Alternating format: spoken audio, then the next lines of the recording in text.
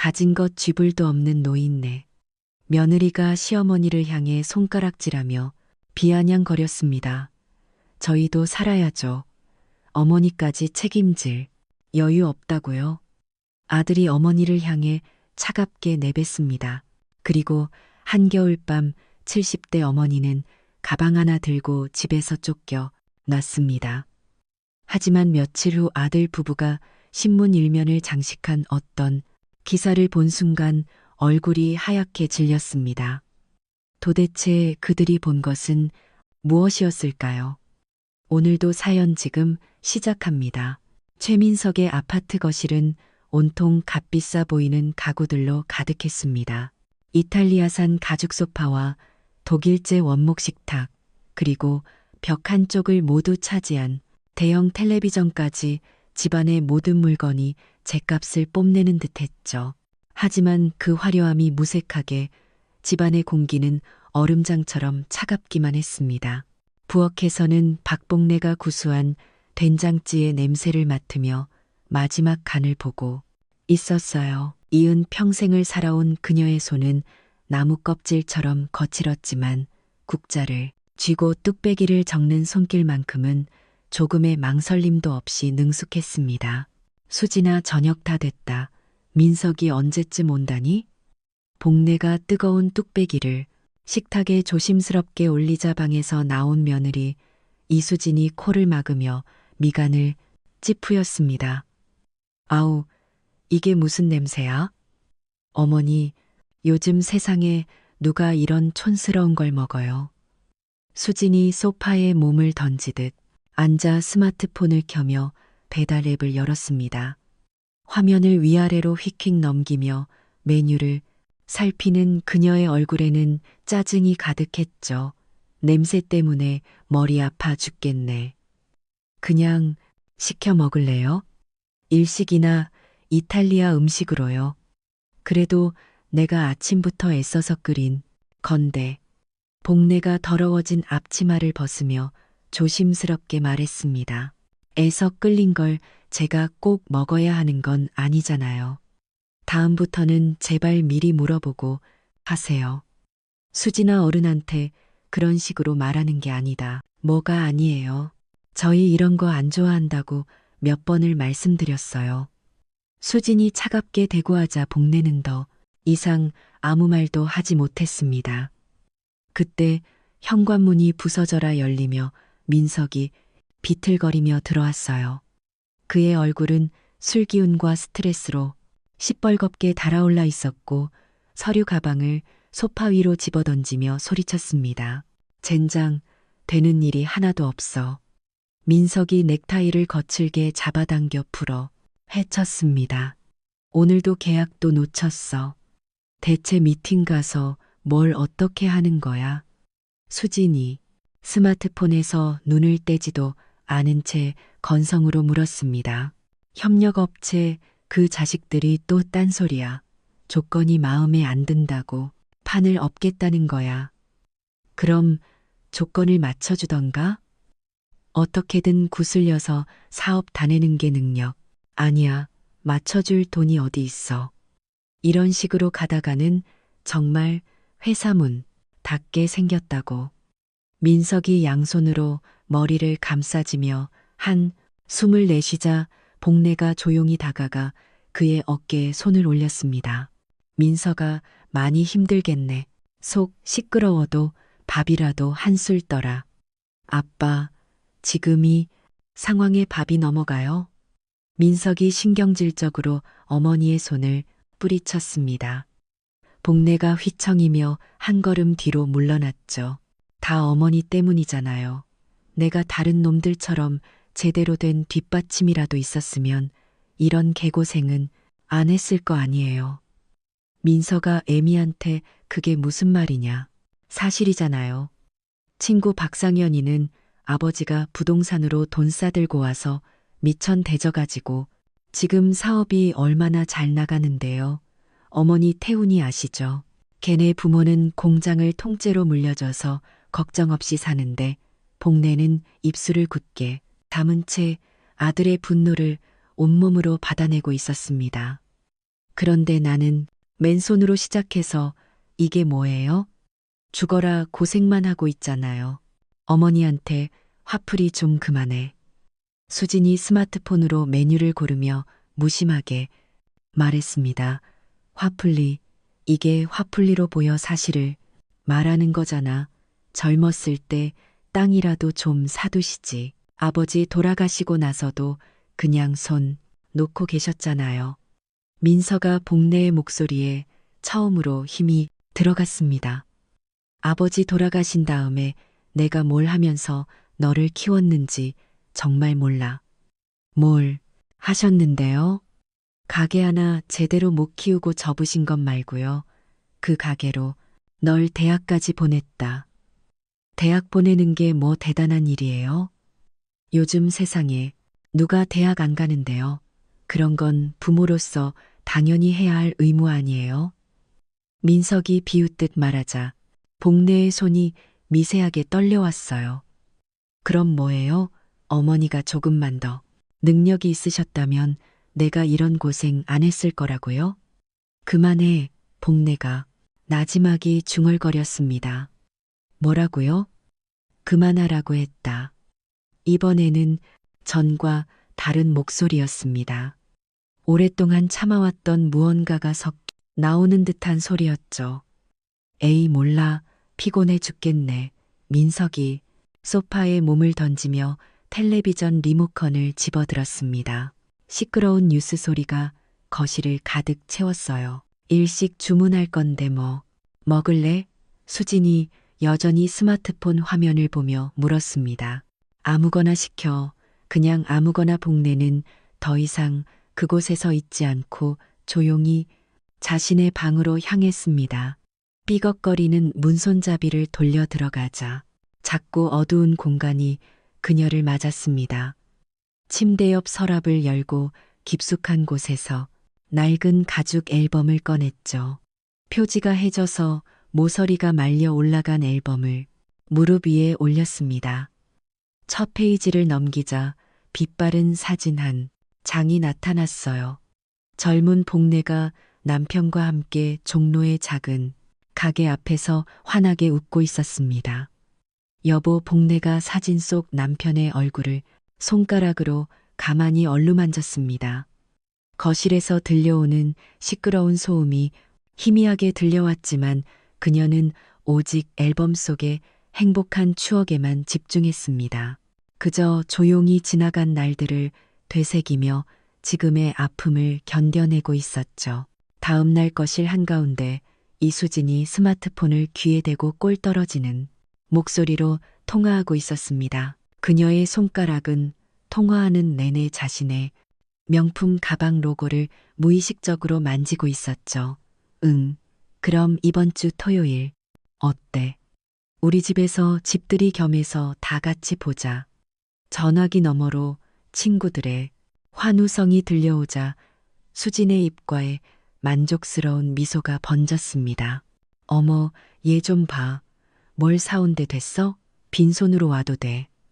음식이랑 술은 내가 다 준비해 놓을 거라니까. 수진이 우아하게 통화를 끊고는 부엌으로 향했습니다. 부엌에서는 박복내가 허리를 숙인 채 산더미처럼 쌓인 그릇을 닦고 있었어요. 어머니, 방금 들으셨죠? 이번 주 토요일에 제 친구들 몇 명 오기로 했어요. 복내가 고무 장갑을 낀 손으로 그릇에 물기를 털며 고개를 돌렸습니다. 그래, 오랜만에 친구들 만나나 보구나. 몇 명이나 온다니?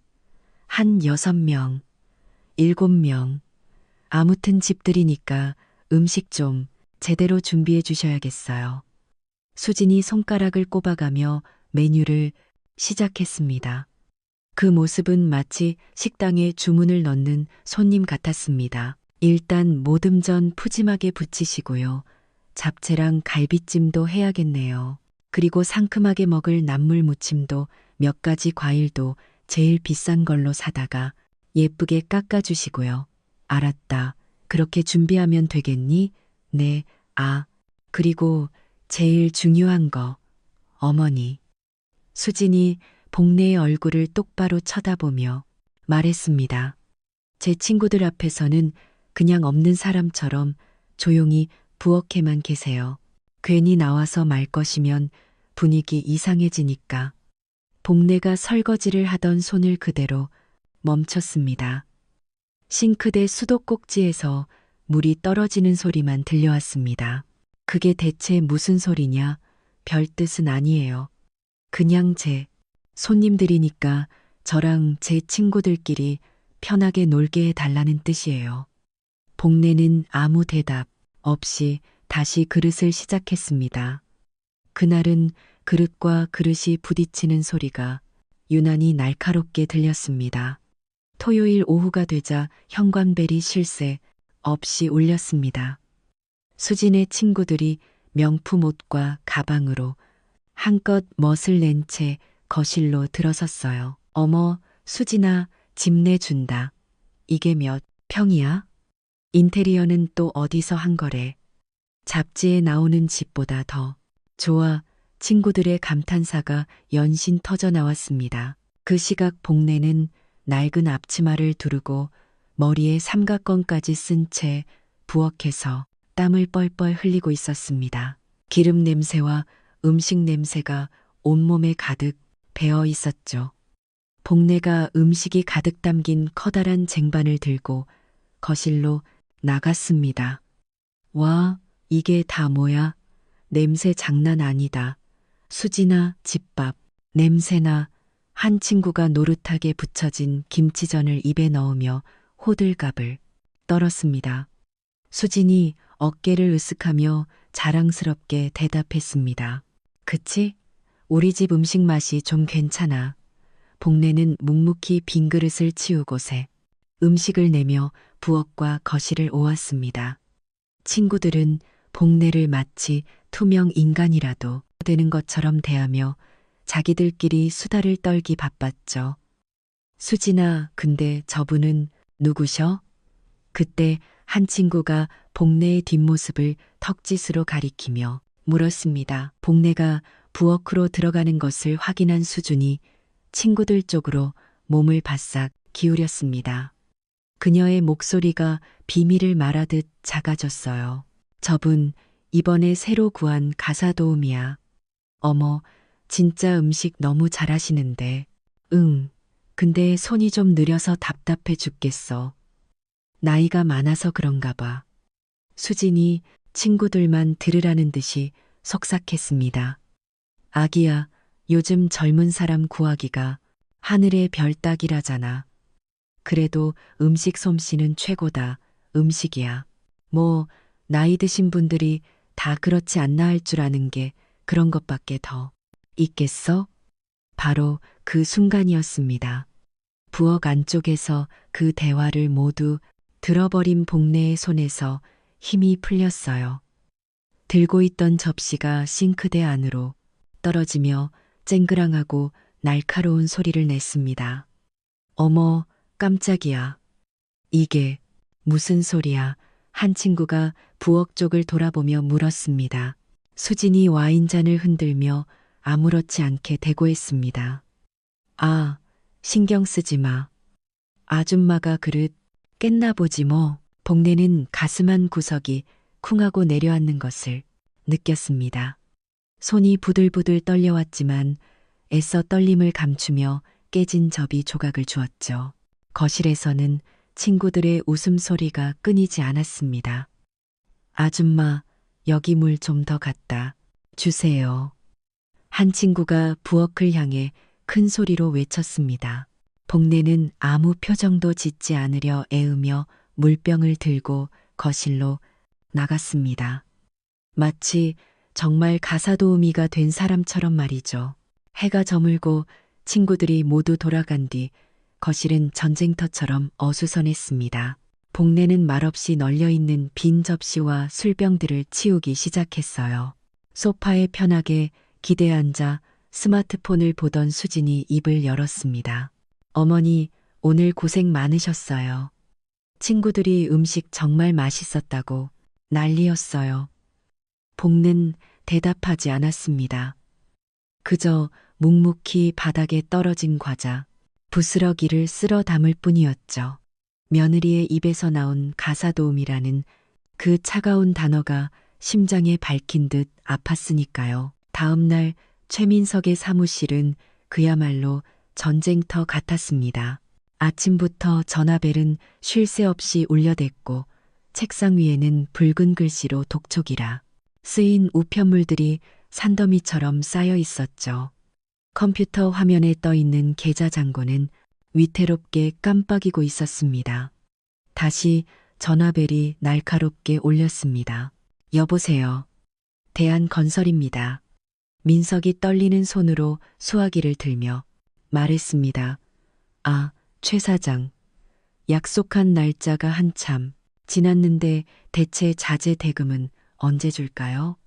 전화인어로 들려오는 거친 목소리에 민석의 등줄기에 식은땀이 흘렀습니다. 죄송합니다. 정말 죄송합니다. 며칠만 더 시간을 주시면 어떻게든 시간 우리가 자선 사업가인 줄 알아? 내일까지 입금 안 되면 계약 파괴하고 공장으로 찾아갈 테니 그런 줄 아쉬욕황하는 소리와 함께 전화가 끊어졌습니다.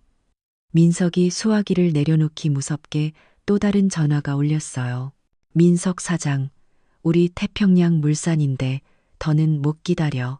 오늘 중으로 해결 안 되면 거래 끊는 거야. 알았어. 연이어 끊어지는 전화를 보며 민석의 얼굴이 하얗게 질렸습니다. 그때 사무실 문이 열리며 직원이 굳은 얼굴로 들어왔습니다. 사장님, 방금 은행에서 연락 왔는데 대출 연장이 어렵다고 합니다.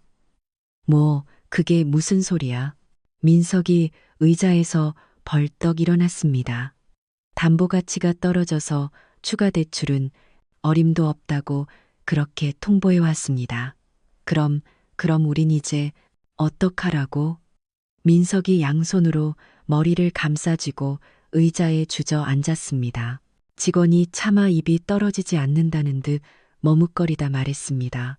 그리고 직원들이 월급은 언제 나오냐고 자꾸 묻습니다. 월급 민석이 텅 빈 눈으로 허탈한 웃음을 지었습니다. 나도 이제 빈털털이야. 방법이 없어. 다 끝났다고. 민석이 책상을 주먹으로 쿵하고 내리쳤습니다. 책상 위에 서류들이 힘없이 흩어져 바닥으로 떨어졌죠. 그날 밤 민석은 술에 흠뻑 취해 비틀을 거리며 집으로 향했습니다. 밤 11시가 훌쩍 넘은 시간이었어요. 현관 비밀번호를 누르는 손가락이 몇 번이나 미끄러지고 나서야 겨우 문이 열렸습니다. 거실에서 텔레비전을 보고 있던 수진이 고개를 돌렸습니다. 왜 이렇게 늦었어? 어우, 술 냄새 좀 봐. 아주 그냥 시끄러워. 민석이 현관에서 구두를 벗어 던지며 소리쳤습니다. 가죽 구두 한 짝이 벽에 부딪혀 쿵하는 소리를 냈습니다. 당신 지금 왜 그래? 회사에서 또 무슨 일 있었어? 수진이 놀라 자리에서 일어났습니다. 무슨 일이냐고? 다 망했어. 아주 완전히 쫄딱 망했다고. 민석이 거실로 비틀거리며 들어오자 소리를 듣고 방에서 나온 복내가 걱정스럽게 물었습니다. 민서아, 이게 무슨 일이냐? 어머니는 그냥 들어가세요. 민석이 손을 휘저으며 소리쳤습니다. 그는 이성을 잃은 짐승처럼 거실을 이리저리 돌아다녔습니다.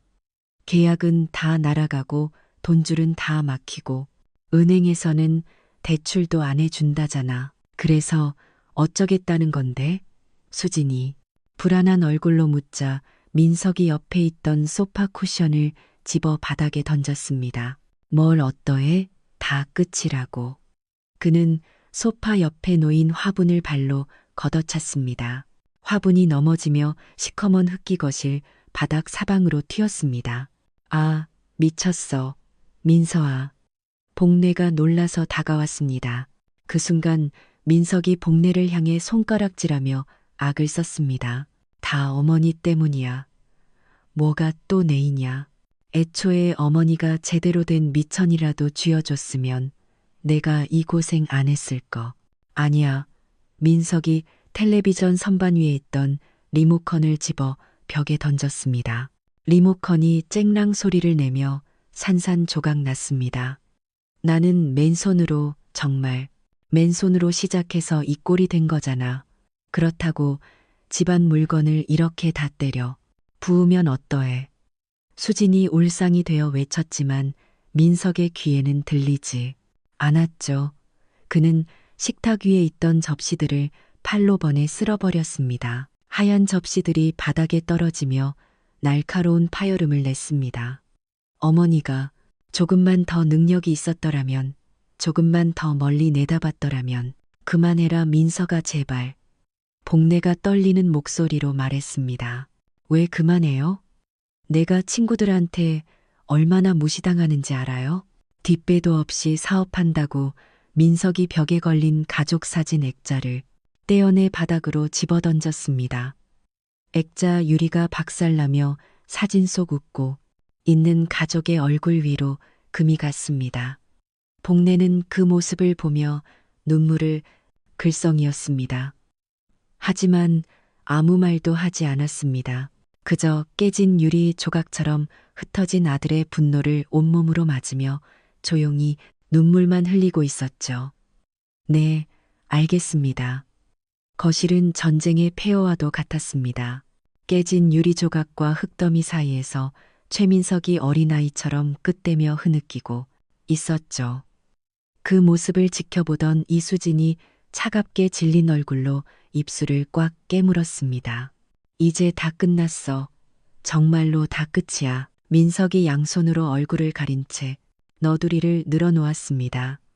수진이 팔짱을 낀 채 바닥에 주저 앉은 남편을 경멸하듯 내려다보며 말했습니다. 그만 좀 해. 그렇게 울고 있으면 빚이 갚아져. 당장 다음 달 카드값은 어쩔 건데. 그럼 나더러 어쩌라고. 해결이 안 되니까 이러는 거 아니야? 민석이 바닥을 주먹으로 내리치며 소리쳤습니다. 그때 박복내가 조용히 다가가 깨진 화분 조각들을 맨손으로 줍기 시작했습니다. 아들의 분노가 남긴 날카로운 상처를 어머니는 말없이 거두고 있었어요. 어머니 위험하게 뭐 하시는 거예요? 그냥 두세요. 수진이 신경질적으로 소리치자 복내가 고개를 저으며 계속 조각들을 주었습니다. 수진은 답답하다는 듯 거실을 서성이다가 문득 뭔가를 결심한 듯 복내를 노려봤습니다. 어머니 그 목소리에는 방금 전과는 다른 칼날 같은 냉정함이 서여 있었습니다. 저희 이제 어머니랑 같이 못 살겠어요. 뭐뭐라고? 깨진 조각을 줍던 복내의 손이 허공에서 멈췄습니다. 민석 역시 놀란 눈으로 수진을 쳐다봤죠. 어머니를 내보내자고.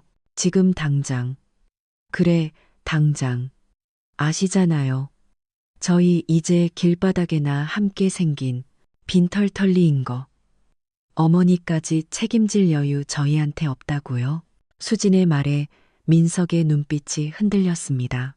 그는 잠시 고민하더니 이내 고개를 끄덕였습니다. 아들의 눈은 순식간에 비겁한 현실주의자의 것으로 변해 있었어요. 아긴 우리가 지금 누구 챙길 처지가 아니지. 어머니라도 어디 나가 계시면 당장 우리 부담은 더니까. 당신이 맞아. 복내는 두 사람의 대화를 들으며 들고 있던 쓰레기통을 바닥에 내려놓았습니다. 그럼 내가 나가면 되는 거냐? 그녀의 목소리는 놀랍도록 담했죠.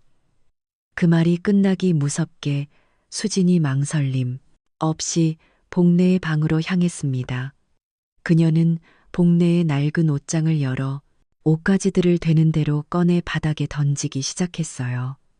이런 낡아 빠진 옷들은 다 버려도 되겠네. 수진이 혼잣말을 하며 낡은 가방의 옷을 마구잡이로 쑤셔 넣었습니다. 복내가 방문 앞에 서서 그 모습을 가만히 지켜보고 있었습니다. 비켜라. 내 짐은 내가 싼다. 복내가 조용히 말하며 방으로 들어와 수진을 밀어냈습니다. 그녀는 서랍 가장 깊숙한 곳에서 낡은 사진 하나를 꺼내 구겨진 옷가지들 위에 소중히 올려놓았습니다. 민석이 방문에 기댄 채 그 모습을 못마땅한 얼굴로 지켜봤습니다. 어머니 뭘 그렇게 꾸물거리세요? 이왕 이렇게 된 거 빨리 챙겨서 나가시는 게 저희도 마음이 편합니다. 밖에서는 살을 애는 듯한 겨울바람이 울부짖고 있었습니다. 창문 너머로는 한방 눈이 미친 듯이 흩날리고 있었죠. 복내가 마지막 옷가지를 넣고 가방의 지퍼를 끝까지 올렸습니다. 그리고는 망설임 없이 현관으로 향했어요. 어머니, 저희도 살아야죠. 이 상황 이해하시죠? 민석이 눈을 피하며 변명처럼 말했습니다. 수지는 팔짱을 낀 채 마치 귀찮은 손님을 배웅하듯 서 있었죠. 이제 그만 나가보세요. 저희도 피곤하네요. 복내는 아무 대답 없이 현관문, 손잡이에 손을 올렸습니다. 미련 따위는 조금도 보이지 않았어요. 찬바람이 문틈으로 거세게 불어들어와 복내의 머리카락을 흩날렸습니다. 쿵! 육중한 현관문이 닫히는 소리가 복내의 등 뒤에 비수처럼 밝혔습니다. 차가운 복도에 그녀가 홀로 남았어요. 손에는 낡은 가방 하나뿐이었습니다. 하지만 그녀의 눈은 울고 있지 않았습니다. 오히려 그 눈동자 안에서 얼음장처럼 차갑고 서늘한 빛이 스쳐 지나갔죠. 복내는 잠시 닫힌 문을 바라보더니 이내 몸을 돌렸습니다. 그녀의 발걸음은 막다른 길에 몰린 패배자의 것이 아니었습니다. 오히려 새로운 길을 향해 나아가는 사람처럼 놀랍도록 단단하고 또렷했으니까요. 아파트 단지를 벗어난 박내의 발걸음은 망설임이 없었습니다. 칼을 애는 듯한 겨울바람이 그녀의 얇은 외투를 파고들었지만 그녀는 조금도 움츠어들지 않았죠. 골목 끝 희미한 불빛을 내는 낡은 공중전화 부스가 보였습니다. 복내가 부스문을 열고 들어가 들고 있던 낡은 가방을 바닥에 내려놓았습니다. 그녀는 외투 안쪽 주머니에서 손때 묻은 작은 가죽 수첩을 꺼냈습니다. 모서리는 닳아 있었고 표면에는 수십 년의 세월이 고스란히 새겨져 있었어요. 복내가 수첩의 특정, 페이지를 찾아 떨림 없는 손길로 번호를 하나씩 꾹꾹 눌렀습니다. 몇 번의 통화 연결음이 울리더니 수화기 넘어서 젊은 남자의 목소리가 들려왔습니다. 여보세요? 김비서 맞는가? 복내의 입에서 나온 것은 나약한 노인의 목소리가 아니었습니다. 낮고 힘으며 듣는 이를 압도하는 듯한 목소리였죠. 전화기 너머로 잠시 숨막히는 침묵이 흘렀습니다. 회장님이십니까? 정말 박복내 회장님이십니까? 김비서의 목소리가 놀라움과 감격으로 심하게 떨리고 있었습니다. 그래, 나야 이제 때가 된 것 같구나. 복내가 차분하게 말했습니다. 회장님, 제가 얼마나 이 날을 기다렸는지 모릅니다. 김비서 진정해. 너무 흥분하면 쓰나. 회장님 지금 어디에 계십니까? 당장 모시러 가겠습니다. 10분 안에 출발하겠습니다. 김비서의 목소리에는 간절함이 가득 묻어났습니다. 서두를 것 없어. 성북동 한일 약국 앞이다. 복내가 전화를 끊고 수첩을 다시 주머니에 넣었습니다. 약구가 벤치에 앉아 그녀는 허리를 꼿이 폈습니다. 지나가는 이들은 그저 짐가방 하나 든 초라한 노인으로 봤을 뿐이었죠. 그 누구도 그녀가 한때 대한민국 경제를 쥐고 흔들었던 철에 여인 명성그룹 박복내 회장이라는 사실을 상상조차 하지 못했습니다. 정확히 20분 뒤 도로 저편에서 검은색 대형 세단 한 대가 미끄러지듯 다가왔습니다. 차량은 소리 없이 그녀 앞에 멈춰섰어요. 운전석에서 말끔한 정장 차림의 50대 남자가 황급히 내렸습니다. 회장님, 김비서가 복내를 보자마자 눈물을 글썽이며 달려왔습니다. 김비서 복내가 자리에서 일어나며 그를 바라봤습니다. 회장님, 무려 20년입니다. 20년 만에 이렇게 다시 뵙게 되다니. 김비서가 감격에 겨워 말을 잇지 못했습니다. 자네도 많이 늙었네. 나도 많이 늙었지. 복내가 김비서의 머리에 희끗이 내린 서리를 보며 희미하게 웃었습니다. 그럼 말씀 마십시오. 회장님께서는 조금도 변치 않으셨습니다. 김비서가 그녀의 낡은 가방을 두 손으로 공손히 받아들며 차문을 열었습니다. 복내가 차에 올라타자 바깥 세상의 칼바람은 거짓말처럼 사라지고 따뜻한 온기가 그녀를 감쌌습니다. 김비서가 운전석에 앉으며 백미러로 복내를 바라봤습니다. 회장님 어디로 모실까요? 롯데 호텔 맨 꼭대기 펜트하우스로 가자. 예, 회장님.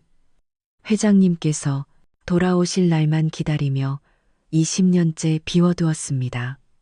김비서의 목소리에는 흔들림 없는 충성심이 되어 있었습니다. 차가 서울의 밤거리로 부드럽게 합류했습니다. 창밖으로 화려한 네온 사인과 고층 빌딩들이 스쳐 지나갔죠. 복내는 그 불빛들을 바라보며 문득 남편의 목소리를 떠올렸습니다. 30년 전 종로 골목 안쪽에 자리한 작은 국밥집이었습니다. 복내 국밥이라는 소박한 간판이 걸린 가게, 뒤편 쌀가마니와 김치통이 놓인 좁은 사무실에서 복내와 남편이 마주 앉아 있었습니다. 남편이 장부를 덮으며 조심스럽게 입을 열었습니다. 복내야, 민석이한테는 우리 재산 이야기하지 말자. 복내가 뜨개질하던 손을 멈추고 고개를 들었습니다. 왜요? 아들인데 왜 숨겨야 해요? 아들이기 때문이야. 남편이 창밖 골목길을 바라보며 말을 이었습니다.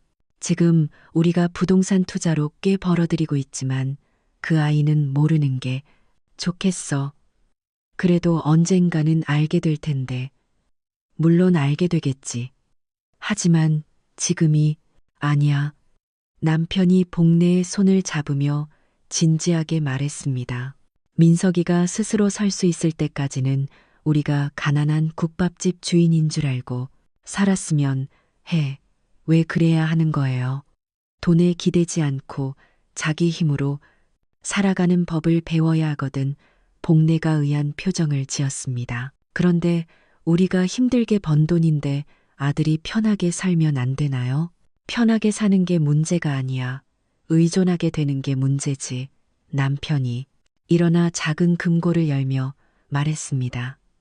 여기 있는 돈으로 민석이 학비는 충분히 될 수 있어. 하지만 그 이상은 주면 안 돼. 그 이상이라면 용돈, 사업자금 그런 것들 말이야.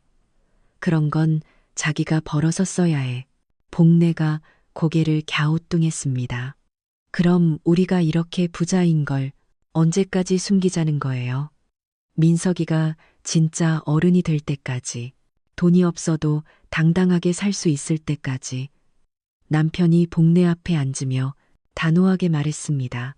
만약 내가 먼저 죽거든 약속해줘.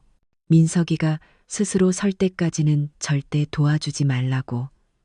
여보, 약속해줘. 복내야, 이건 정말 중요한 일이야. 복내가 한참을 망설이다가 고개를 끄덕였습니다. 알겠어요. 약속할게요. 남편이 안도의 미소를 지었습니다. 고마워. 그 아이가 진짜 성숙한 사람이 되길 바라는 마음이야. 기억 속에서 남편의 목소리가 멀어져 갔습니다. 여보, 당신이 왜 그런 이야기를 했는지 이제 알겠어요. 복내가 창밖의 야경에서 시선을 거두며 쓸쓸하게 미소 지었습니다. 남편의 유언을 지키느라 30년을 참아왔지만 결국 아들은 그토록 바라던 어른이 되지 못했습니다. 회장님, 그동안 아드님은 김비서가 조심스럽게 물었습니다. 그 아이 얘기는 나중에 지금은 별로 하고 싶지 않아서.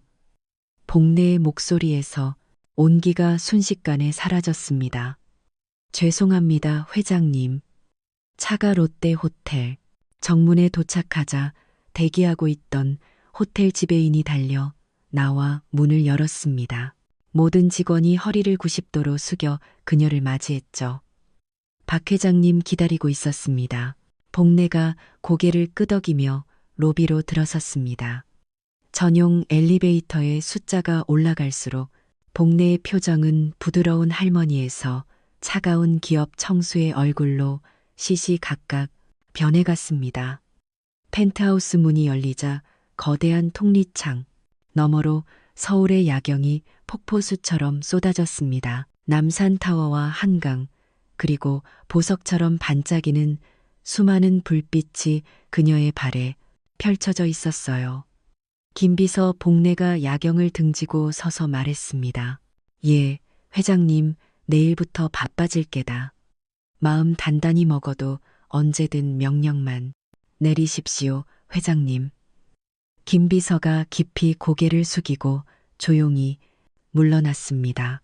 펜트하우스에 홀로 남은 복내가 천천히 유리창 앞으로 다가갔습니다. 그녀의 등 뒤로 지난 시간 초라했던 어둠이 물러나고 있었습니다. 그리고 그 앞에는 그녀가 되찾아야 할 서울의 밤이 발알레 눈부시게 펼쳐져 있었죠. 다음 날 아침 8시 정각 펜트하우스 현관벨이 울렸습니다. 김비서가 문을 열자 최고급 장비들로 무장한 3명의 여성이 들어섰죠. 맨 앞에 선 중년 여성이 허리를 깊이 숙이며 인사했습니다. 회장님을 모시러 왔습니다. 김비서가 침실 쪽으로 향해 문을 두드렸습니다. 회장님, 스타일리스트 팀이 도착했습니다. 들여보내. 방 안에서 나지막하지만 힘 있는 목소리가 들려왔습니다. 팀이 침실로 들어서자 복내는 이미 흰색 실크 가운을 걸친 채 거울 앞에 앉아 있었습니다. 어제 아들의 집에서 쫓겨나던 초라한 노인의 모습은 온데간데 없었죠. 회장님, 20년 만에 다시 뵙습니다. 팀장이 감격스러운 얼굴로 말했습니다. 그래, 김 팀장이 내 머리를 처음 만져 줬을 때가 엊그제 같은데 세월 한번 빠르네. 오늘도 최고의 영광으로 생각하고 모시겠습니다. 팀장이 복내의 머리카락을 조심스럽게 만져보았습니다. 많이 상하셨습니다. 관리할 시간이 없으셨나 봅니다. 시간이 없었던 게 아니라 그럴 필요가 없었지. 이제부터 다시 필요해졌지만 복내가 거울 속 자신을 보며 담담히 말했습니다. 그 말 한마디에 전문가들의 손길이 일사불란하게 움직이기 시작했어요. 한 명은 머리를, 다른 한 명은 얼굴을, 마지막 한 명은 거칠러진 손톱을 다듬었습니다. 지난 20년의 고된 세월이 전문가들의 손길 아래 흔적도 없이 지워지고 있었습니다. 2시간이 흐른 뒤 모든 작업이 끝났습니다. 회장님 확인해 보시죠. 거울 속에는 완전히 다른 사람이 앉아 있었습니다. 푸석하던 백발은 기품 있는 짙은 갈색의 단발머리로 변해 있었고 옅은 화장은 그녀의 날카로운 눈빛을 더욱 돋보이게 만들었죠. 수고했어. 복내의 짧은 칭찬에 팀원들이 일제히 고개를 숙였습니다. 스타일리스트 팀이 나가자 김 비서가 검은색 맞춤 정장을 들고 들어왔습니다. 복내가 옷을 갈아입고 나오자 방 안의 공기마저 바뀌는 듯했습니다.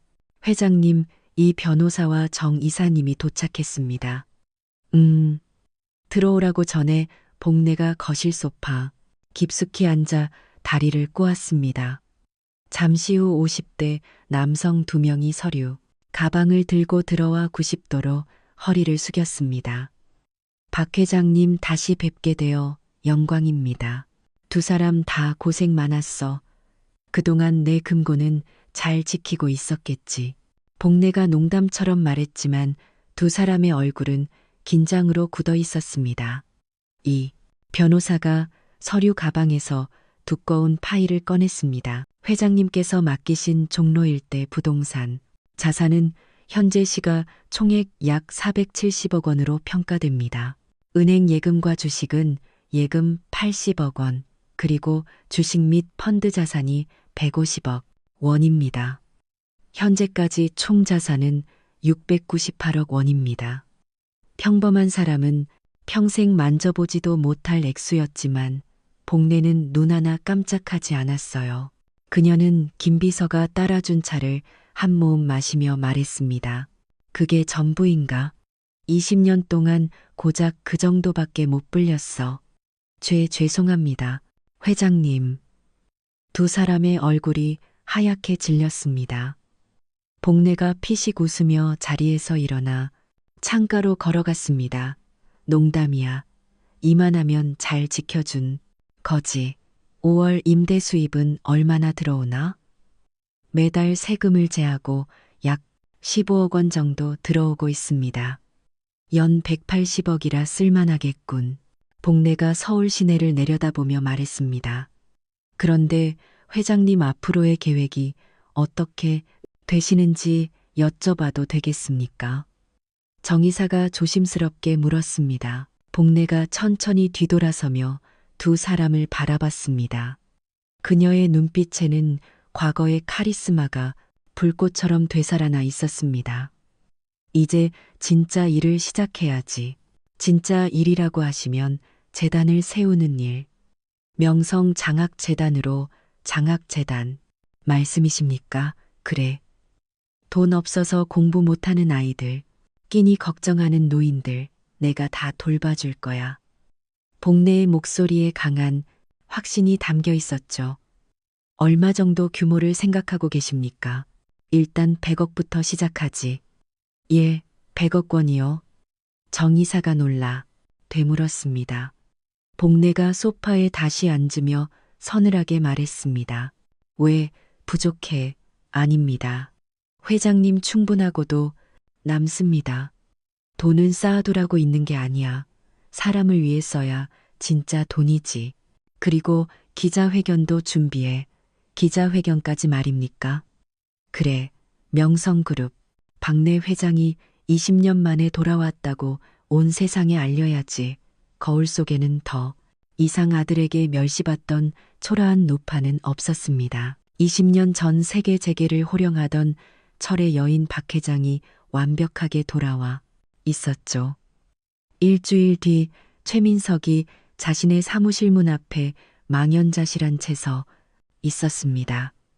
두꺼운 유리문 위에는 부도 처리 완료라는 붉은 글씨의 공고문이 선명하게 붙어 있었죠. 그가 이룬 모든 것이 저 붉은 종이 한 장으로 끝이 나 있었습니다. 젠장. 민석이 주먹으로 문을 내리쳤지만 자물쇠는 이미 교체된 뒤였습니다. 그때 주머니에서 핸드폰이 미친 듯이 울렸습니다. 수준이었어요. 여보, 당신 어디야? 지금 집에 큰일 났어. 수진의 목소리는 거의 비명에 가까웠습니다. 무슨 일인데 또 집에 빨간 딱지 붙었어. 법원에서 사람들이 와서 온 집안에 차 앞 딱지를 붙이고 갔다고. 뭐라고? 민석이 휘청거리며 벽에 몸을 기댔습니다. 어떻게 해? 동네 사람들 지금 다 나와서 구경하고 난리 났어. 창피해 죽겠다고. 전화가 끊어지고 민석은 급하게 택시를 잡아탔습니다. 아파트 앞에 도착하자 정말로 현관문에는 시뻘건 봉투와 딱지들이 흉물스럽게 붙어 있었습니다. 주민들은 대놓고 그들을 향해 수군거리고 있었죠. 어머, 저 집업 망했나 봐. 츠득, 그렇게 잘난 척은 혼자 다 하더니 꼴 좋다. 수진이 현관 앞에 주저앉아 얼굴을 가린 채 울고 있었습니다. 당신 때문이야. 당신이 사업 하나 제대로 건사 못해서 이게 무슨 꼴이냐고. 수진이 민석을 보자마자 달려들어 그의 가슴을 주먹으로 쳤습니다. 시끄러워. 네가 카드 긁어댈 때마다 내 등골이 휘는 소리 못 들었어. 그 명품백들이 다 내 빚덩어리였어. 이 여자야. 2시간 뒤 부부는 값비싼 외제차 대신 허름한 여행 가방을 하나씩 끌고 있었습니다. 그들의 발걸음이 멈춘 곳은 하루 3만 원이라는 낡은 간판이 걸린 모텔 앞이었어요. 방에 들어서자마자 기키한 곰팡이 냄새가 코를 찔렀습니다. 세상에 우리가 어떻게 이런 데서 자. 수진이 금방이라도 울음을 터뜨릴 듯한 얼굴로 침대 끝에 걸터 앉았습니다. 그럼 어떡할까? 지금 우리 주머니에 남은 돈으로 별 5개짜리 호텔이라도 가리. 민석이 창문을 열며 빚는 투로 말했습니다. 다 당신 탓이야. 당신만 아니었으면 내가 이런 굴욕은 안 당했어. 내 탓이야. 돈 좀 벌어온다니까. 좋다고 흥청망청 쓴 게 누구더라. 민석이 수진을 돌아보며 이를 갈았습니다. 뭐 내가 흥청망청. 남편이 벌어다 주니까 믿고 쓴 죄밖 없어. 나는 믿어. 빚내서 내 욕심 채워준 걸 믿었다고. 그런 걸 내가 어떻게 하냐고. 당신이 나한테 말 한마디라도 했냐고. 말했으면 뭐가 달라졌을 것 같은데. 민석과 수지는 좁은 방 안에서 서로를 잡아먹을 듯이 노려봤습니다. 그때 민석이 갑자기 허탈하게 웃으며 말했습니다. 어머니 내쫓을 때부터 알아봤어. 그렇게 모질게 구니까 천 벌 받는 거야. 우리가 지금 어머니 얘기를 여기서 왜 해? 왜 하긴 우리가 복을 다 걷어찼으니까 이러고 있지. 수진이 기가 막힌다는 듯 민석을 쏘아봤습니다. 뭐 당신 미쳤어. 어머니가 우리한테 뭘 해줬다고 복타령이야. 해준 게 문제가 아니야. 사람 도리의 문제지. 당신이 어머니한테 한 짓을 생각해봐. 내가 뭘 앞장서서 어머니 짐 싸던 건 당신 아니었어? 이제 와서 어디서 착한 아들 코스프레야. 그건 당신이 먼저 나가시라고 했잖아. 그럼 당신은 왜 안 말렸는데? 당신 엄마잖아. 말렸잖아. 언제? 당신이 한 건 말린 게 아니라 그냥 착한 척하는 위선이었어. 민석이 분을 이기지 못하고 벽을 주먹으로 쳤습니다. 시끄러워. 다 당신 탓이야. 당신 같은 여자를 만난 게 내 인생 최악의 실수라고. 뭐라고? 이봐 최민석, 당신이야말로 최악의 아들이고 최악의 남편이야. 알아? 화려했던 과거는 모두 사라지고 곰팡내 나는 지독한 현실만이 그들을 짓누르고 있었죠. 2사람은 좁고 더러운 방 안에서 서로를 향해 악담을 퍼부으며 그렇게 끝없이 추락하고 있었습니다. 며칠째 이어진 싸움 끝에 최민석은 허름한 모텔방을 도망치듯 빠져나왔습니다. 면도를 못해 거뭇해진 턱과 기름진 머리카락은 그의 처지를 그대로 보여주고 있었죠.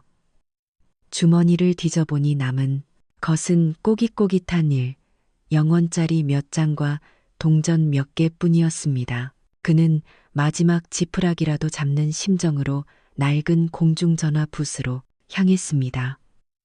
과거에 가깝게 지냈던 직장 동료의 번호를 눌렀습니다. 여보세요? 박 과장, 나 민석인데. 민석이냐? 이게 얼마만이야? 근데 웬 공중전화야? 전화기 너머로 반가우면서도 어색한 목소리가 들려왔습니다. 그게 사정이 좀 있어서 혹시 잠깐 만날 수 있을까? 내가 정말 급해서 그래. 잠시 침묵이 흘렀습니다. 그 짧은 순간이 민석에게는 영원처럼 길게 느껴졌죠. 민석아, 정말 미안하다. 나도 요즘 안에 가기가 어려워서 다음에 내가 꼭 연락할게. 아, 괜찮아. 내가 미안하다. 민석이 힘없이 수화기를 내려놓았습니다. 벌써 5번째 거절이었습니다. 그가 무너지자 세상도 함께 등을 돌리고 있었습니다. 정처 없이 길을 걷던 그의 발걸음이 한 지하철역 신문 가판대 앞에서 멈췄습니다. 그저 멍하니 진열된 신문들을 바라보는데 유독한 신문의 일면 머리 기사가 그의 눈을 사로잡았습니다. 돌아온 철의 여인 명성그룹 박봉내 회장 사재 700억 회척해 장학재단 설립 박래라는 이름이 그의 뇌리에 번개처럼 스쳐 지나갔습니다. 민석은 홀린 듯 가판대로 다가가 헤드라인 아래의 사진을 들여다봤습니다. 고급스러운 정장을 입고 기품 있게 앉아있는 여성의 사진이었어요. 보면 볼수록 사진 속 여성의 얼굴이 낯이 익었습니다. 설마 아니야? 아닐 거야. 그가 중얼거리며 신문의 얼굴을 거의 파묻다시피 했습니다. 사진 속 인물은 의심의 여지 없이 바로 자신의 어머니 박봉래였습니다. 하지만 그가 알던 초라하고 주눅든 어머니의 모습은 어디에도 없었죠. 단정한 머리와 온화하지만 흔들림 없는 눈빛, 모든 것이 낯설었습니다. 민석이 떨리는 손으로 주머니에서 1영원짜리 한 장을 꺼내 신문을 샀습니다. 그는 길 한복판에 선 채로 기사를 읽기 시작했습니다. 명성그룹 박래 회장은 어제 기자 회견을 통해 100억 원 규모의 장학재단 설립 계획을 공식 발표했다. 경로 일대에 다수의 빌딩을 소유하고 있는 박 회장은 현재 확인된 자산만 약 700억 원에 이르는 것으로 알려져 툭 민석의 손에서 들고 있던 신문이 바닥으로 떨어졌습니다. 700억 그가 평생을 벌어도 만져볼 수 없는 상상조차 할 수 없는 돈이었습니다. 민석의 다리에 힘이 풀리며 그 자리에 주저앉을 뻔했습니다. 그가 하찮게 여기고 한겨울밤에 짐짝처럼 내쫓았던 어머니가 바로 그 거부였다는 사실을 믿을 수가 없었죠. 주머니에서 핸드폰을 꺼내 수진에게 전화했습니다. 왜 또 전화야? 돈이라도 구해왔어? 수진의 날카로운 목소리가 들려왔습니다. 수진아, 당신 지금 빨리 나와. 봐, 무슨 소리야? 또 어머니가, 우리 어머니가 신문에 나왔어. 명성그룹 회장이래. 뭐 당신 드디어 미쳤구나. 헛소리 하지 말고 돈이나 구해와. 진짜야. 자산이 700억이래. 700억. 민석이 거의 울부짖듯 소리쳤습니다. 그 순간 수학이 넘어 수진의 거친 숨소리가 멈췄습니다. 뭐라고? 방금 700억이라고 했어. 수진의 목소리가 180도 바뀌어 있었습니다. 민석은 대답할 힘도 없이 전화를 끊어버렸습니다. 머릿속이 하얗게 비어버리는 것 같았어요. 충격과 당혹감 그리고 뒤늦은 후회가 온몸을 덮쳐왔습니다. 자신이 거창한 것이 단순히 늙고 능력 없는 어머니가 아니었다는 것을 깨달았습니다. 그것은 그의 마지막 남은 구원이었고 스스로 걷어찬 복이었죠. 하지만 후회하기엔 모든 것이 너무 늦어버렸습니다. 지나가는 사람들이 길바닥에 주저앉아 있는 그를 이상하게 쳐다봤지만 아무것도 신경 쓸 수 없었습니다. 신문 기사를 확인한 민석과 수지는 허름한 모텔방을 불리나게 뛰쳐나왔습니다. 며칠 동안 서로를 향해 으르렁대던 모습은 온데간데 없었죠. 초라한 옷차림은 그대로였지만 두 사람의 눈에는 절박함과 탐욕이 뒤섞여 이글거리고 있었습니다. 그들은 이제 같은 목표를 가진 동업자나 다름없었습니다. 지하철 안에서 수진이 다급하게 말했습니다. 들어가면 무조건 잘못했다고 빌어 최대한 불쌍하게 보여야 돼. 알았지? 알아. 어머니도 결국 사람인데 자식이 와서 저렇게까지 비는데 어떻게 모른 척 하시겠어. 민석이 고개를 끄덕이며 대답했습니다. 두 사람의 머릿속은 이미 700억이라는 거대한 숫자로 가득 차 있었어요. 롯데 호텔에 도착한 그들은 화려하고 웅장한 로비의 모습에 순간 압도당했습니다. 반짝이는 대리석 바닥과 거대한 샹들리에 그리고 고급스러운 옷차림에 사람들 사이에서 그들의 모습은 마치 깨끗한 흰 비단 위에 떨어진 흙탕물 같았죠. 민석이 주눅채로 프론트 데스크에 다가갔습니다. 저 박봉래 회장님 좀 배워왔는데요. 아들입니다. 죄송합니다만 약속되지 않은 방문은 안내해 드릴 수 없습니다. 직원의 정중하지만 단호한 거절에 수진이 나섰습니다. 저희가 그 아들 며느리라고요. 가족인데 왜 못 만나요? 바로 그때 정장을 입은 경호원 2명이 다가와 그들의 앞을 막아섰습니다. 무슨 일이십니까? 저희가 박봉 회장님 아들 며느리입니다. 신분증도 여기 있습니다. 민석이 떨리는 손으로 신분증을 꺼내 보여줬습니다. 경호원이 신분증을 확인하고는 귀에 꽂힌 무전기로 짧게 보고했습니다. 잠시 후 경호원의 미간이 살짝 찌푸려졌습니다. 죄송합니다. 회장님께서 2분을 만나고 싶지 않다고 하십니다. 예, 거절하셨다고요? 친아들인데 다시 한번 여쭤봐 주세요. 분명히 전달했습니다. 돌아가 주시기 바랍니다. 경호원들의 대답은 기계처럼 차가웠습니다. 그 순간이었습니다. 민석이 갑자기 그 자리에 털썩하고 무릎을 꿇었습니다. 로비에 있던 모든 사람들의 시선이 순식간에 그에게로 쏠렸죠. 어머니, 이 불효 자식이 왔습니다. 제가 다 잘못했습니다. 민석의 처절한 외침이 로비 전체에 울려 퍼졌습니다. 수진도 1초의 망설임 없이 옆에 따라 무릎을 꿇으며 눈물을 폭포수처럼 쏟아냈습니다. 어머니, 저희가 죽을 죄를 지었습니다. 어머니의 깊은 뜻도 모르고 로비는 순식간에 구경꾼들로 가득 찼습니다. 사람들은 수금거리며 핸드폰을 꺼내이 기막힌 광경을 찍기 시작했어요. 어머니, 제발 한 번만 얼굴만이라도 뵙고 용서를 빌게 해주세요. 민석이 눈물 콧물을 쏟으며 바닥에 머리를 조아렸습니다. 2 사람의 눈에서는 뜨거운 눈물이 쉴 새 없이 흘러내렸습니다. 하지만 그 눈물은 참회의 눈물이 아니었죠. 눈앞에서 놓쳐버린 700억이라는 거대한 돈에 대한 탐욕과 분노의 눈물이었습니다. 어머니가 그렇게 대단한 분이신 줄도 모르고 저희가 얼마나 철없이 굴었는지 모릅니다. 정말 죄송합니다. 수진의 연기는 완벽했습니다. 주변 사람들은 아무리 그래도 자식인데 너무 아내라며 동정의 눈빛을 보내기 시작했죠. 상황이 소란스러워지자 호텔 관리자까지 달려왔지만 2 사람은 막무가내였습니다. 어머니, 어머니, 그들의 처절한 울음소리가 화려한 호텔 로비를 가득었습니다. 하지만 정작 그들이 닫고 싶어하는 펜트하우스의 문은 굳게 닫힌 채 열릴 기미가 보이지 않았습니다. 민석과 수진의 처절한 울음소리가 호텔 로비를 가득 메우고 있을 때였습니다.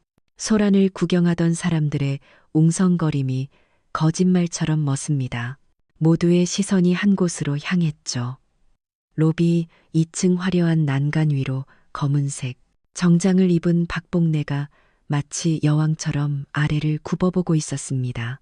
예전의 초라한 모습은 그림자조차 찾아볼 수 없는 서늘한 위험 그 자체였습니다. 그 눈빛에는 어미가 자식을 향해 가질 수 있는 그 어떤 감정도 남아있지 않았습니다. 오직 차가운 경멸과 완전한 단절의 의지만이 서여 있었죠. 어머니, 복례를 발견한 민석이 2 팔을 벌리며 절규했습니다. 어머니, 저희가 정말 잘못했습니다. 제발 용서해 주세요. 수진도 바닥에 엎드린 채 손을 뻗으며 애원했습니다. 하지만 복례는 미동도 없이 그들의 위선적인 눈물의 쇼를 내려다볼 뿐이었습니다. 그녀는 옆에 서 있던 이진수 변호사를 향해 아주 작게 고개를 끄덕였습니다. 그것이 신호였습니다. 이 변호사가 서류 가방을 들고 계단을 내려오기 시작했습니다. 그의 구두 소리가 대리석 바닥에 또렷하게 울릴 때마다 민석과 수진의 심장은 바닥으로 떨어지는 듯했죠. 이 변호사는 무릎 꿇은 두 사람 앞에 멈춰 섰습니다. 누구세요? 회장님 변호사입니다. 변호사님, 어머니께 저희가 정말 뉘우치고 있다고 제발 말씀 좀 전해 주세요. 민석이 그의 바지를 붙잡으며 매달렸습니다. 이 변호사는 아무런 감정 없는 얼굴로 그들을 내려다보더니 들고 있던 서류, 봉투를 바닥에 던졌습니다. 마치 자선단체에 헌옷을 던져주듯 무심한 동작이었어요. 박봉래 회장님의 최종 뜻을 전하러 왔습니다. 봉투에서 나온 것은 두 장의 빳빳한 법원 서류였습니다. 이것은 박봉래 회장님께서 청구하신 친자관계 부존재 확인 소장입니다. 친자관계 단절이요. 민석의 입이 멍이 벌어졌습니다. 그리고 이것은 두 분에 대한 접근 금지 명령 신청서입니다. 오늘부로 두 분은 박 회장님 반경 100m 이내로 접근이 금지됩니다. 왜 100묘? 수진의 얼굴에서 핏기가 완전히 사라졌습니다. 이 변호사의 차가운 목소리가 계속 이어졌습니다. 또한 회장님의 모든 재산은 사회에 환원될 예정이며 두 분에게는 단위원도 상속되지 않음을 공식적으로 통보합니다. 이원도 안 주신다고요? 수진이 그 자리에 주저앉아 버렸습니다. 민석이 고개를 들어 2층을 올려다보며 절규했습니다. 어머니, 어떻게 저희한테 이러실 수 있어요? 그래도 저희는 어머니 자식이잖아요. 하지만 2층 난간은 이미 텅 비어 있었습니다. 복내는 아들의 마지막 절규를 들을 가치조차 없다는 듯 이미 자리를 뜬 뒤였죠. 이 변호사가 마지막으로 입을 열었습니다. 그의 목소리는 얼음보다 차가웠습니다. 회장님께서는 두 분을 어제부로 이미 고인이 된 자식으로 여기고 계십니다. 다시는 찾아오지 마십시오. 이 변호사는 그 말을 끝으로 돌아섰습니다. 경호원들이 길을 열었고 그는 아무 일도 없었다는 듯 유유히 사라졌습니다. 로비에는 다시 어색한 정적이 흘렀습니다. 사람들의 동정심은 이제 노골적인 조롱과 구경거리로 바뀌어 있었죠. 민석이 떨리는 손으로 바닥에 떨어진 서류를 주워들었습니다. 친자관계 단절이라는 글자가 눈앞에서 아름거렸습니다. 정말 끝인가 봐. 민석의 입에서 허탈한 웃음이 터져 나왔습니다. 이제 우리 진짜 어떻게 살아? 수진의 목소리는 신라처럼 떨리고 있었어요. 두 사람이 비틀거리며 호텔을 나섰습니다. 그들의 마지막 희망이었던 종이 한 장이 민석의 힘없는 손에서 빠져나가 차가운 바람 속으로 흩날려 갔습니다. 서울 시내 한 호텔의 대연회장에 수십 명의 기자들이 모여 있었습니다. 대한민국의 모든 언론사가 모인 듯 기자들의 열 취재 열기로 공기마저 뜨거웠죠. 연단 앞에는 복내 장학재단 설립기자 회견이라는 현수막이 걸려 있었습니다. 오후 2시 정각연회장에 모든 문이 닫히고 조명이 연단에 집중되었습니다. 박봉래가 흐트러짐 없는 걸음으로 무대에 올랐습니다. 어깨선을 꽂히 그녀의 모습에 기자들은 마른 침을 삼키며 셔터를 눌러댔습니다. 복래가 마이크 앞에 서자 거짓말처럼 소음이 멎습니다. 안녕하십니까. 오늘 이 자리에 와주신 기자 여러분께 감사드립니다. 저는 명성장학재단의 이사장을 맡게 된 박래입니다. 그녀의 목소리는 낮고 차분했지만 연회장 전체를 휘어잡는 힘이 있었습니다. 복래는 원고에서 눈을 떼고 기자 한 사람 한 사람과 눈을 맞추며 자신의 이야기를 시작했습니다. 저는 가난한 집안에서 태어나 배움에 기회가 많지 않았습니다. 운 좋게 좋은 남편을 만나 종로에서 작은 국밥집을 시작했고 남편이 세상을 떠난 뒤에도 그 가게를 지키며 억척같이 살았습니다. 그녀의 진솔한 이야기에 냉소적이었던 기자들의 눈빛이 조금씩 바뀌기 시작했죠. 운이 따라 재산은 많이 모았지만 돈이 행복을 보장해 주지는 않는다는 것을 최근에야 깨달았습니다. 한 기자가 날카롭게 손을 들었습니다. 최근이라고 하시면 회장님의 결심에 영향을 미친 특별한 개인사가 있었던 겁니까? 연회장의 공기가 순간 얼어붙었습니다. 복내는 그 기자를 잠시 응시하더니 희미한 미소를 지으며 대답했습니다. 자세한 이야기는 어렵습니다만 버림받고 혼자 남겨진 노인들의 서러움을 저 역시 뼈저리게 느껴볼 기회가 있었습니다. 그녀의 대답은 폭탄과도 같았습니다.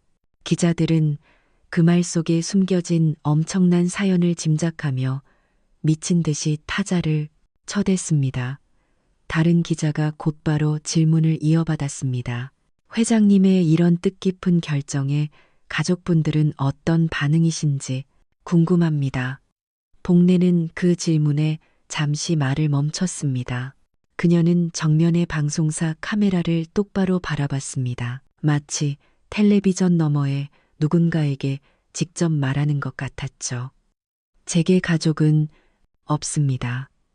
이제는 저 혼자입니다. 그것은 아들 최민석을 향한 대한민국 전체에 생중계된 공식적인 의절 선언이었습니다. 복내는 더 이상 흔들리지 않았습니다. 그래서 더욱이 일에 제 남은 인생 전부를 바칠 수 있습니다. 앞으로 명성재단은 돈이 없어 꿈을 포기하는 젊은이들과 의지할 곳 없이 외로운 어르신들의 든든한 울타리가 될 것입니다. 다른 기자가 손을 들고 질문했습니다. 재단 규모는 어느 정도입니까? 1차적으로 100억 원을 지원할 예정입니다. 복내가 명확히 대답했습니다. 기자들 사이에서 감탄의 소리가 나왔습니다. 앞으로 매년 추가로 출연하여 규모를 늘려나갈 것입니다.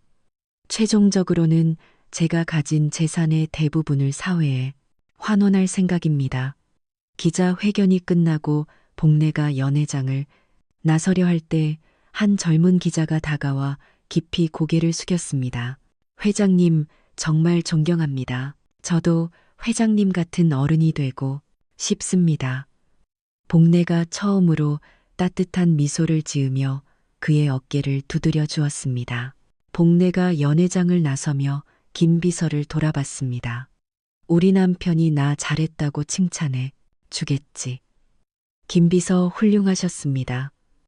회장님 정말 감동적이었습니다. 김 비서가 진심으로 대답했습니다. 이제 진짜 시작이야. 복내가 엘리베이터를 타며 말했습니다. 그날 저녁 모든 방송사의 메인 뉴스는 박복내 회장의 소식으로 도배되었습니다. 진정한 노블레스 오블리주, 시대에 어른이 보여준 감동이라는 찬사가 쏟아졌죠. 복내는 펜트하우스 거실에서 와인, 잔을 든 채 텔레비전 속 자신의 모습을 바라보고 있었습니다. 그녀는 더 이상 누군가의 어머니가 아니었습니다. 스스로 세상의 빛이 되기로 선택한 박내 모두의 존경을 받는 시대의 어른으로 다시 태어난 순간이었죠. 그날 저녁 복내는 와인잔을 입술에 가져가며 창밖의 서울 야경을 바라봤습니다. 반짝이는 불빛들이 마치 별처럼 아름다웠습니다. 하지만 그 화려한 불빛들이 닿지 않는 곳도 있었습니다.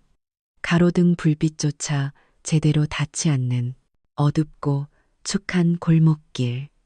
음식물 쓰레기통에서 흘러나온 악취와 눅눅한 곰팡내가 뒤섞여 숨을 막히게 했습니다. 그 어둠 속을 최민석과 이수진이 필사적으로 내달렸습니다. 바로 등 뒤에서 그들의 목숨보다 비싼 빚을 받으러 온 사채업자들의 거친 욕설과 발소리가 악몽처럼 따라붙고 있었습니다. 헉헉 여보나 더는 못 뛰겠어. 한 때 최고급 구두한 신던 수진의 발은 싸구려 운동화 안에서 비명을 지르고 있었습니다. 그녀의 폐는 터질 듯이 뜨거웠고 옆구리는 칼로 찌르는 듯한 통증으로 뒤틀렸어요. 뛰기나 해. 잡히면 우리 둘 다 장기라도 팔아야 돼. 민석이 공포에 질린 얼굴로 소리치며 수진의 손목을 거의 부서져라 잡아 끌었습니다. 그들은 짐승처럼 헐떡이며 악취가 진동하는 쓰레기 더미 뒤로 몸을 숨겼습니다. 몇 분 뒤 그들을 찾지 못한 사채업자들의 발소리가 멀어지자 두 사람은 녹초가 된 몸을 간신히 일으켰습니다. 이제 그들에게는 돌아갈 호텔조차 없었습니다. 정차 없이 밤거리를 헤매던 그들의 발걸음이 금방이라도 쓰러질 듯한 낡은 다세대 주택 앞에 멈췄습니다. 대문에 월세방 있음이라고 휘갈겨 쓴 종이 한 장이 위태롭게 붙어 있었죠. 잠옷바람으로 나온 집주인은 벌레 보듯 그들을 위아래로 훑어보았습니다.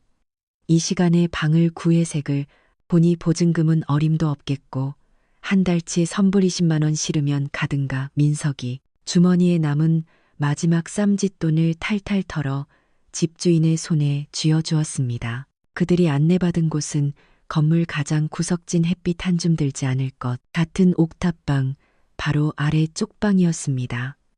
문을 열자마자 퀴퀴한 곰팡내가 코를 찔렀고 천장 구석에는 거미줄이 쳐져 있었습니다. 누렇게 변색된 벽지는 곳곳이 찢어져 시멘트 벽이 그대로 드러나 있었고 바닥에는 차가운 장판이 깔려 있었죠. 한때 수억 원짜리 소파에 앉아 와인을 마시던 부부의 새로운 보금자리였습니다. 세상에 이게 사람 사는 방이야. 짐승. 우리도 이것보단 낫겠다. 수진이 금방이라도 울음을 터뜨릴 듯한 얼굴로 말했습니다. 지금 우리가 찬물 더운 물 가릴 때야. 여기서라도 쫓겨나지 않은 걸 다행으로 알아. 민석은 대구할 힘도 없이 먼지 쌓인 바닥에 그대로 주저앉았습니다. 그때 수진의 배에서 꼬르륵 하는 소리가 철량하게 울렸습니다. 민석이 남은 동전을 챙겨 비척비척 밖으로 나갔습니다. 그가 편의점에서 사온 것은 컵라면 2개와 삼각김밥 하나가 전부였습니다. 두 사람은 차가운 장판 바닥에 마주 앉아 낡은 전기 포트로 물을 끓였습니다. 한때 수억 원짜리 식탁에서 최고급 요리를 먹던 부부의 저녁 식사였죠. 아무 말 없이 딱딱하게 굳은 삼각김밥을 반으로 나누고 있을 때였습니다. 아래층에서 희미하게 텔레비전 뉴스 소리가 들려왔습니다. 어제 명성장학재단 설립을 공식 발표한 박내 회장은 우리 사회에 큰 울림을 주었습니다. 박봉래라는 이름이 방 안의 무거운 공기를 칼날처럼 베고 들어왔습니다. 민석과 수진의 젓가락질이 동시에 허공에서 멈췄습니다. 두 사람은 홀린 듯이 1층으로 내려가 집주인 방에 열린 문틈으로 시선을 고정했습니다. 작고 오래된 텔레비전 화면 속에는 눈부신 조명을 받으며 연설하는 어머니의 모습이 나오고 있었죠. 돈이 없다는 이유로 젊은이들이 꿈을 포기하지 않도록 자식들에게 버림받고 홀로 남겨진 어르신들의 눈물을 닦아드리는 것이 제 마지막 소임입니다. 어머니의 목소리가 텔레비전을 통해 단호하게 울려 퍼졌습니다. 그 순간 러닝 셔츠 바람으로 뉴스를 보던 집주인이 혀를 차며 중얼거렸습니다. 참 대단한 양반이야. 700억을 사회에 내놓는다니 자식들은 얼마나 좋을까. 저런 분이 진짜 어른이지 어른. 민석과 수지는 그 말을 듣는 순간 온몸의 피가 거꾸로 솟는 듯한 충격을 받았습니다. 텔레비전 화면 속 어머니는 세상에 빛이 되어 가고 있었지만 현실의 아들 부부는 가장 어둡고 차가운 구석에서 썩어가고 있었습니다. 두 사람은 아무 말 없이 자신들의 방으로 돌아왔습니다. 수진이 바닥에 털썩 주저앉으며 마른 눈물을 터뜨렸습니다. 우리가 대체 무슨 짓을 한 거지? 저렇게 훌륭한 분한테 우리는 악마 같은 짓을 한 거야. 그것은 후회라기보다 자신의 어리석음에 대한 절망적인 통곡에 가까웠어요. 민석은 대답할 힘도 없이 벽에 머리를 기채 허탈하게 웃었습니다. 두 사람의 눈앞에는 김이 빠져 불어 터지고 기름이 허옇게 굳어버린 라면이 놓여 있었습니다. 마치 그들의 처참한 인생을 보여주는 것 같았죠. 이제 와서 후회하면 뭐가 달라져? 이미 우리 같은 자식은 없다고 세상에 소리쳤는데 다 끝났어. 민석이 식어버린 라면 용기를 벽에 집어던졌습니다. 국물이 누런 벽지를 타고 철량하게 흘러내렸습니다. 바깥 세상의 불빛과 웃음소리는 그들이 갇힌 절망의 동굴까지 닿지 않았습니다. 좁고 차가운 방 안에는 오직 식어 버린 후회만이 유령처럼 떠다니고 있었죠. 한 달 후 명성장학재단 사무실은 따스한 봄볕과 사람들의 온기로 가득했습니다. 잘 닦인 원목 바다 위로 환한 햇살이 쏟아져 내렸고 공기 중에는 갓 내린 커피의 구수한 향기와 은은한 꽃향기가 감돌았죠. 사무실 한가운데 놓인 커다란 원목 테이블 주위로는 20명 남짓한 젊은이들이 희망의 찰로 앉아 있었습니다. 바로 재단의 첫 번째 장학생들이었습니다. 박복래가 우아한 검은색 블라우스를 입고 그들 앞에 섰습니다. 그녀의 얼굴에는 꾸임 없는 미소가, 눈빛에는 따뜻한 애정이 가득했어요. 여러분, 오늘 이 자리에 와주셔서 정말 고맙습니다. 복래가 장학생 한 사람 한 사람과 눈을 맞추며 말했습니다. 그녀의 시선이 머무는 곳마다 긴장했던 학생들의 얼굴에 편안한 미소가 피어났습니다. 이제 여러분은 돈 걱정은 잠시 잊고 오직 여러분의 꿈을 향해서만 달려가면 됩니다. 하고 싶은 공부 마음껏 하고 배우고 싶은 것 실컷 배우세요. 이 늙은 할미가 여러분의 든든한 뒷배가 되어줄 테니까요. 그 말에 한 여학생이 울컥하며 자리에서 일어났습니다. 그녀의 눈에는 이미 눈물이 그렁그렁 맺혀 있었습니다. 회장님, 정말 감사합니다. 저희 집이 너무 어려워서 이번 학기 등록금을 마련하지 못해 학교를 그만둬야 하나 매일 밤 울었습니다. 편지를 쓰면서도 정말 제게 이런 기회가 올 거라고는 상상도 못 했습니다. 회장님은 제 인생의 은인이세요. 자네처럼 똑똑하고 의지가 강한 인재가 돈 때문에 좌절해서는 안 되지. 앞으로는 울지 말고 웃으면서 공부 열심히 하게나. 복래가 손을 저으며 인자하게 웃었습니다. 이번에는 애된 얼굴의 남학생이 수줍게 자리에서 일어났습니다. 저 회장님, 저는 의사가 되는 게 꿈인데 학비도 학비지만 책값이 너무 비싸서 늘 아르바이트를 3개씩 해야 했습니다. 잠자는 시간을 쪼개 공부해도 늘 피곤해서 힘들었는데 이제는 정말 환자를 살리는 공부에만 집중할 수 있게 됐습니다. 이 은혜는 평생 잊지 않겠습니다. 잊어도 괜찮아. 대신 나중에 훌륭한 의사가 되어서 돈 없는 사람들도 차별 없이 치료해주게. 그거 하나면 나는 더 바랄 게 없어. 그때 사무실 문이 열리며 허리가 굽은 어르신 몇 분이 조심스럽게 안으로 들어왔습니다. 모두 재단의 지원을 받고 있는 도건노인들이었죠. 그들은 복래를 보자마자 환한 얼굴로 다가왔습니다. 아이고 회장님, 우리 회장님. 한 할머니가 복래의 손을 덥석 잡았습니다. 그 주름진 손에는 삐뚤하게 포장된 빨간 카네이션 한 송이가 들려 있었습니다. 어르신들 어서 오세요. 여기까지는 어쩐 일이십니까? 회장님 이거 받으시오. 우리가 돈이 없어서 이런 것밖에 준비를 못했어. 그래도 우리 마음이요. 할머니가 복래의 손에 카네이션을 쥐어주었습니다. 다른 어르신들도 주머니에서 카네이션을 꺼내 복내에게 건넸습니다. 장학생들 역시 약속이라도 한 듯 가방에서 준비해온 카네이션을 꺼내들었죠. 순식간에 복내의 두 팔에는 세상을 다 가진 듯 붉은 카네이션이 가득 안겼습니다. 피를 나눈 혈육에게서는 단 한 번도 받아보지 못했던 따뜻한 정이 이들을 통해 비로소 그녀에게 흘러들어오고 있었습니다. 회장님, 저희가 나중에 꼭 성공해서 회장님처럼 어려운 사람들을 돕는 사람이 되겠습니다. 한장 학생의 다짐의 복내는 눈시울이 붉어졌습니다. 그래, 그거면 됐다. 그거 하나면 내가 가진 모든 걸 내놓아도 아깝지 않아. 사무실란은 감사와 희망, 그리고 따뜻한 사랑으로 가득 차 있었습니다.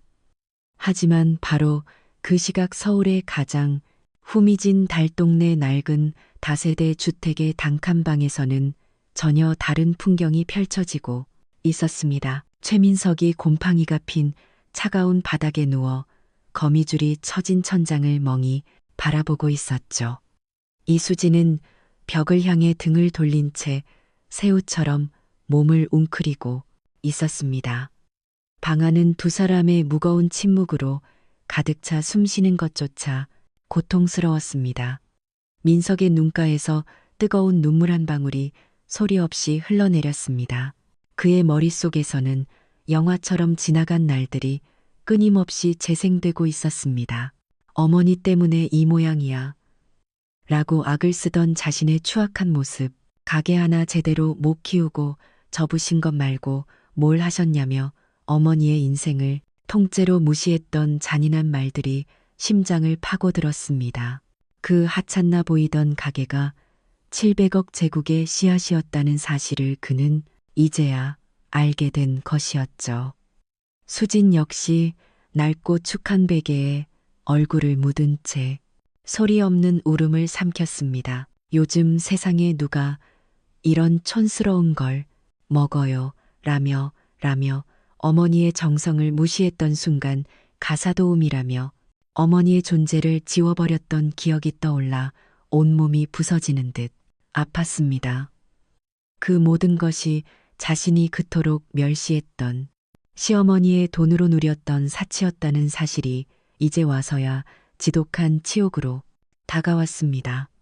창문 틈으로 스며드는 차가운 반바람이 그들의 남유한 옷가지를 파고 들었습니다. 민석의 입술이 미세하게 움직였지만 어떤 소리도 나오지 않았습니다. 어머니 그 세 글자를 그는 속으로만 수천 번 수만 번 되뇌고 있었죠. 두 사람 사이의 거리는 한 뼘도 되지 않았지만 그들의 마음은 지구 반대편보다 더 멀리 떨어져 있었습니다. 복의 사무실에는 웃음소리가 끊이지 않았지만 그 온기는 결코 이 차갑고 어두운 절망의 밤까지 닿을 수 없었습니다. 그들의 후회는 닿을 곳 없이 차가운 방 안을 맴돌다 결국 그들 자신을 갉아먹는 독이 되어 가고 있었죠. 오늘 이야기 어떠셨나요? 혹시 끝까지 함께 해주신 분이 계시다면 잘 들었다고 댓글 하나만 남겨주세요. 여러분에게도 따뜻하고 빛나는 날들이 찾아올 거예요. 구독과 좋아요는 다음 이야기를 이어가는 큰 힘이 됩니다. 지금까지 오늘도 사연이었습니다. 더 깊고 따뜻한 이야기로 다시 찾아뵐게요. 편안한 하루 보내세요. 감사합니다.